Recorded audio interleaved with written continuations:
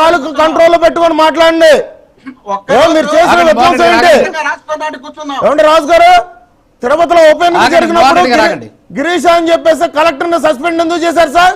ఆయన తిరుపతి కమిషనర్ గా ఉన్నప్పుడు 30,000 ఐడీలు ఇపిక్ ఐడీలు వాళ్ళు డౌన్లోడ్ చేసి ఆ బస్సుల్లో జనాలను తరలించి అక్కడ ఉప ఎన్నికలు చేయలేదా జగన్మోహన్ రెడ్డి?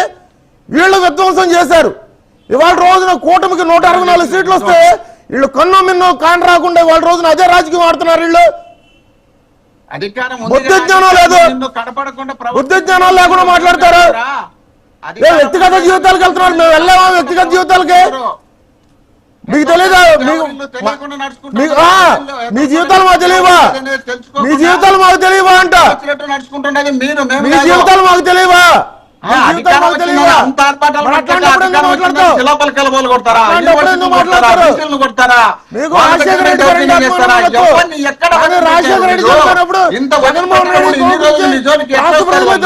అందుకని ఇప్పుడు మీ చరిత్ర తెలిసింది కాబట్టి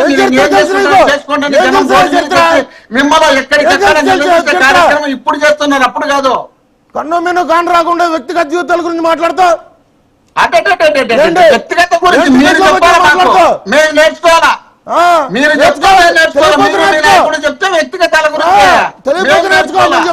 ఏం మాట్లాడతారయ్యా? వ్యక్తిగతాలు మొదలు పెట్టండి. మీరు వ్యక్తిగత స్టార్ట్ చేసింది మీరు మాట్లాడారు. ఇట్లాంటి విసరాజుగాలు ఆడితేనే ప్రజలు పక్కన కూర్చోబెట్టారు.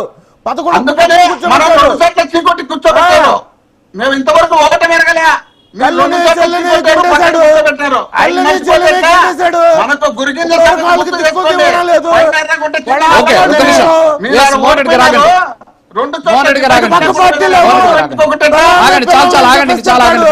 మీరేమో మీరు మాట్లాడేటప్పుడు ఎవరు మాట్లాడకూడదు, మిగతా వాళ్ళు మాట్లాడేటప్పుడు మీరు మాట్లాడతారు. ఒక నిమిషం ఆగండి. అజయ్ గారు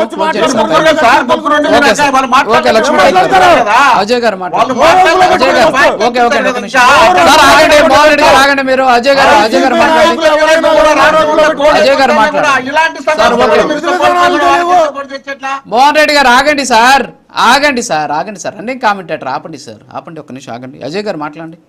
రాజు గారు, పోలింగ్ ఏజెంట్లుగా వైఎస్ఆర్సీపీ పార్టీకి కౌంటింగ్ ఏజెంట్లుగా వీళ్ళిద్దరూ పోలింగ్ జరుగుతున్న రోజున కౌంటింగ్ జరుగుతున్న నిద్రపోయారా?